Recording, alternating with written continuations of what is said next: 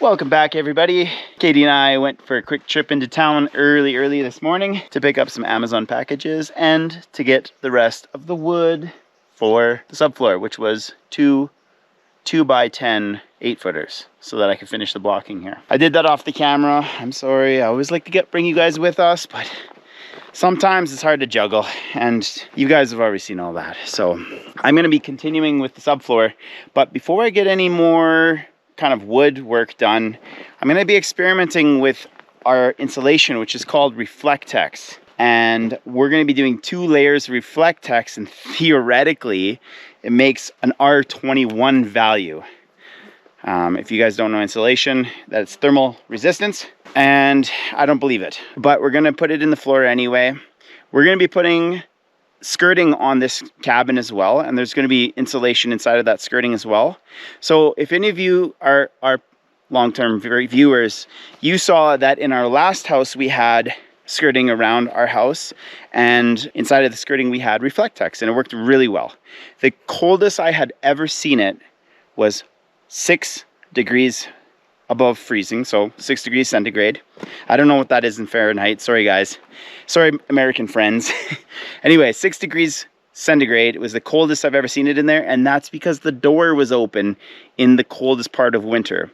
On average, and like all the way through the winter, it was 12 degrees. So that's just with 2 layers of Reflectex. We're gonna have more insulation in this build because it's colder here by a lot, and it's colder here for longer. And we're gonna have more floor insulation. We didn't even have floor insulation in our old home, and we didn't have it wasn't even a problem. It was 12 degrees down below. We had the wood stove, and it kept everything warm above, and the trick was it kept it warm below as well, because it emanated heat into the crawl space, and it stayed there. So we're gonna do the same thing here, but we're just gonna add a little bit more insulation. So I will show you what the stuff looks like. So some of you may know this as bubble foil, Reflectex, but this is actually a pretty cool insulation. We've used it on our windows in the summertime before we had the AC up in our last house, because when the sun came in, our house was so well insulated that sun would come in, bring the heat with it, and that heat would stay. We couldn't get rid of it. So we've used it in the bus when we lived in a school bus, and it's been a good insulation to have kicking around, but now we're actually putting it into the cabin that we're building. We're gonna do the walls in conventional fiberglass insulation, but the reason why we like this Reflectex, and you can find videos on the internet about it, is the mice don't bite it. They don't make nests with it. It's basically rodent proof. It doesn't mold because it's inorganic. So it's good stuff. It's good stuff. So I've seen other YouTubers install this, and actually I've seen quite a few other people do this, and not one of them had a good time doing it, because you got to crawl underneath with the stapler and mess around, and I know this isn't going to be a super awesome time, but it needs to be done. So that's why I'm getting into the dirt, and I'm going to start doing it. So we're going to go underneath. I'm going to do a full layer underneath the subfloor here, and then inside of the subfloor I'm going to cut pieces to kind of loop inside the subfloor, making an airspace, which helps with thermal transmission, and hopefully that'll be good enough for what we need.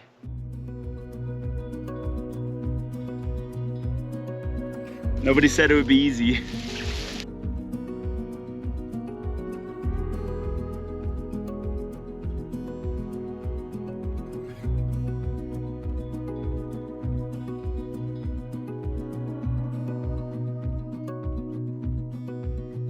This is what it's like living with Katie at night.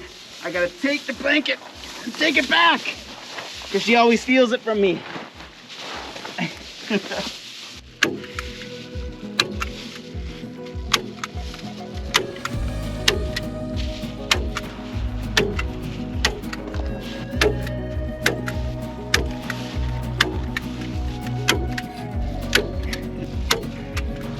I'm already regretting not bringing more staples with me.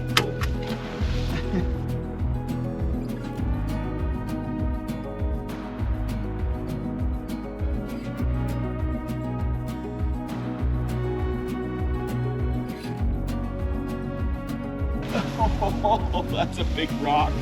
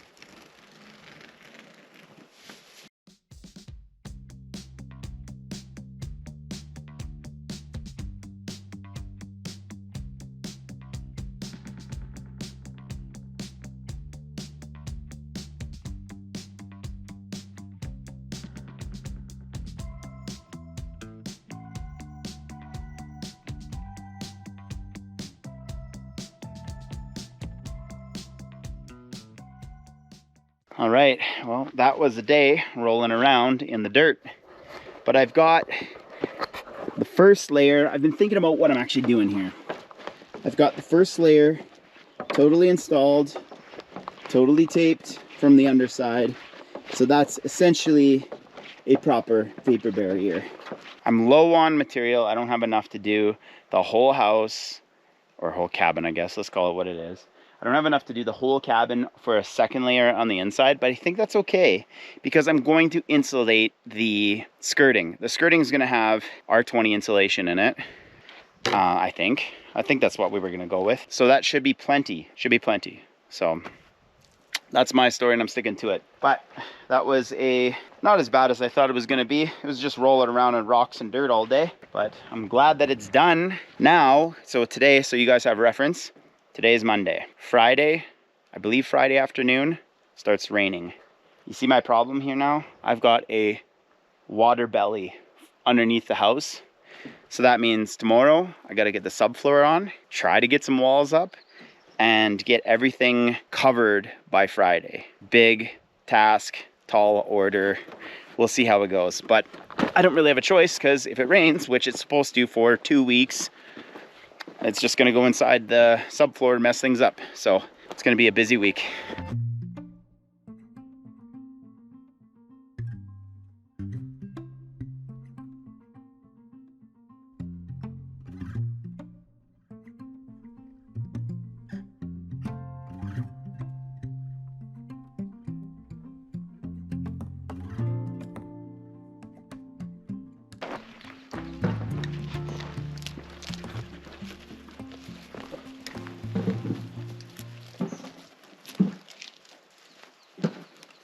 All right, we're ready to continue going with the subfloor. We brought the goats, but I don't know how long this is gonna last because they wanna be underneath, and that's just Reflectex that is taped up. They're rubbing on it. They're rubbing on it. A couple of them have horns, and I don't have patience for that. If there is a hole in that, there's going to be big trouble. So we'll see how long this lasts. But we are going to insulate the rim joist before we get the sheeting on. So we're just kind of deciding how to go with that. We've got insulation for the walls, fiberglass insulation, so we might just stick little chunks in here and then we can get the sheeting on.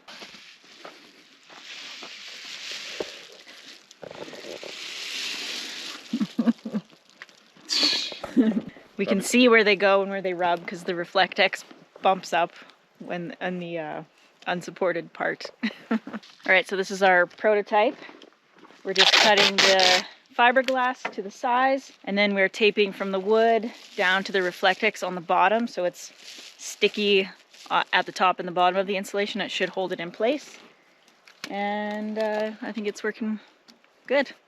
It's a little bit unorthodox. DIY, making it work sort of thing, but I think it's working great. How much tape do we have? Got 2 more full ones, we're good. Note to self, we're gonna buy about 15 rolls of tape next time we go to town, so we always have some.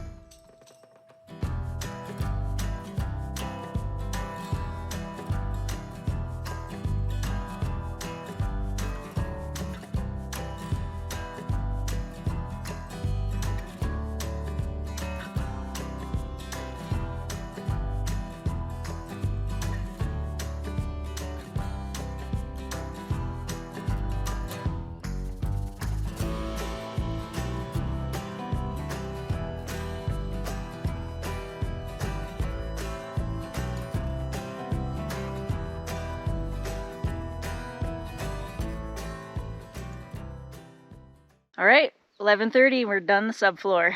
I guess I should go this way. It's looking awesome. Really happy with that. Now we're gonna start framing walls. We're gonna have to, well, we're gonna go for lunch, but we're gonna bring the windows back and the door. I need to figure out which way the door opens, because that's gonna determine which wall we put it on. And yeah, it's gonna be a cozy little cabin. And then this is our view. Not too shabby.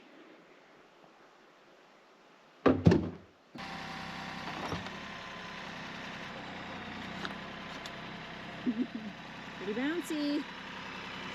Pretty bouncy.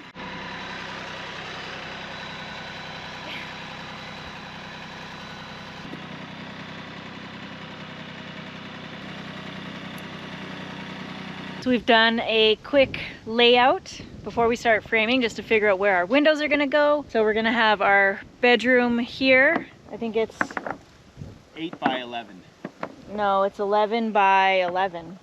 Oh. Or 11, either 11 by 11 or 11 by 10. Oh, right. Because But we're gonna have two windows, one there and one there. And then we've got our bathroom, which is gonna have one window, and we're gonna have all of our plumbing and stuff on the inside wall. And we're also gonna have our washer machine in there. So we did an extra big bathroom for that. And then we'll have our living space. We'll have a nice big window going that way. We'll have our front door in the corner over there. And we're also planning to build like a covered wood storage, chainsaws, and just kind of a covered entryway that's gonna go off the building in the other direction, kind of like an L. And then we've got a nice big beautiful 5x5 window for right there, which is gonna be kind of centered. And then we'll do our wood stove in the corner, and our chimney will go out at the highest point, which will be good. And then we have a French door to go here. We're gonna have a big deck that is covered. And then our kitchen will be on the bedroom wall and kind of looking at the view as well. So I'm planning on having the sink kind of looking out, but I'm realizing our kitchen's pretty small. So I don't know how we're gonna fit everything in there. But that's kind of our layout. And we just did a test run. The excavator fits right here. So we'll be able to fully sheet our walls and everything, and the excavator can help us lift it. So that's gonna be really cool. And I forgot to mention, we're gonna be doing 7-foot wall on this side to 9 feet on this side. So it's gonna be a little bit short on the one side than your standard wall, but I think, did we have 6 or 7 at? 7. the house. 7 to 9. We had 7 to 9 at the house in our bedroom upstairs, and it was fine. So the only thing that's kind of weird is the door typically ends right where the top plate is. So that's okay. All right, we're gonna get started on the walls. Okay, so there's a corner. Does it go on the bottom too? No, we just do one. Well, yeah, what am I saying? Okay. Do you need a coffee or something? I need something. Okay, so that gets us. Then we did like another 4 inches or so for the door. Okay. So I know we did 3, but do you want to do 4?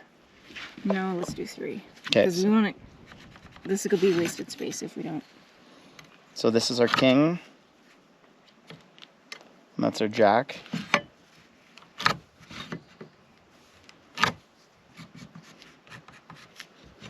Okay. Jack doesn't go on the top though. Okay.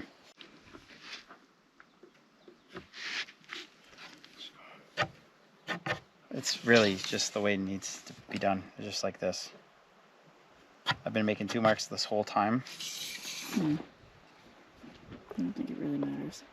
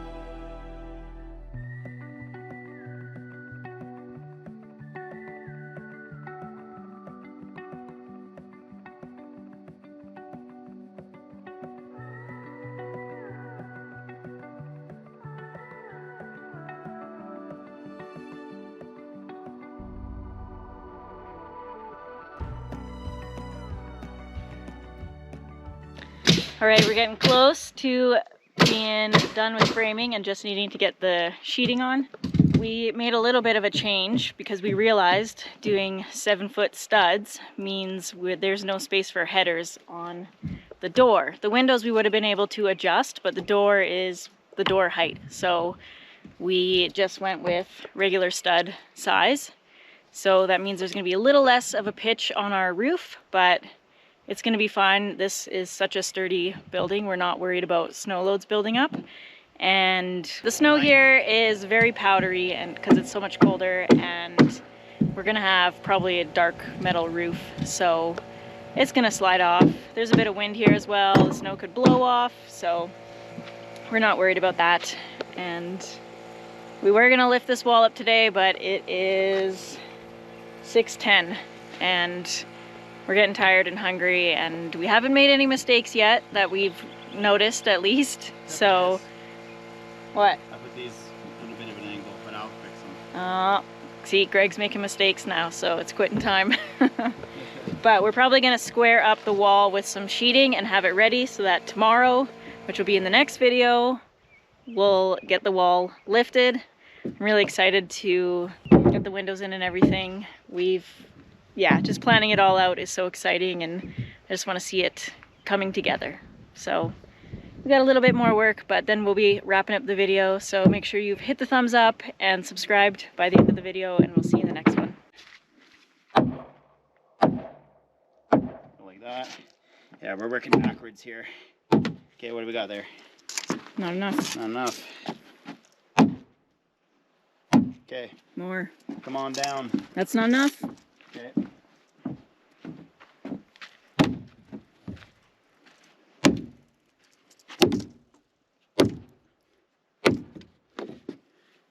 just enough for a chalk line.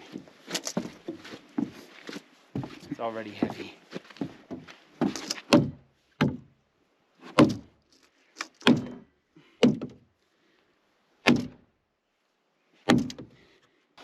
Not filming very well.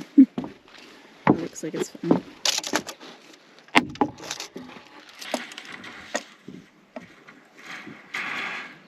$33, 11 and 7/8.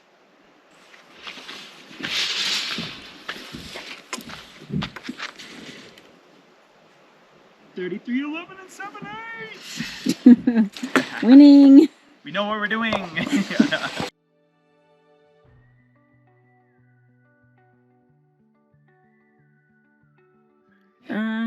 Maybe a little high. Yeah, I'm a little high. I gotta tap that down. Screwed up. Gotta be perfect, Katie. Can't be messing around with garbage.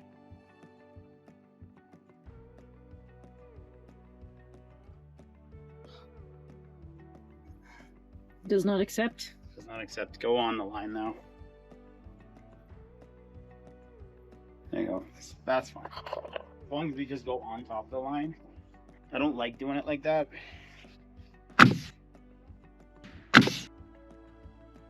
Oh my god. There's lines on this board. Isn't that nice?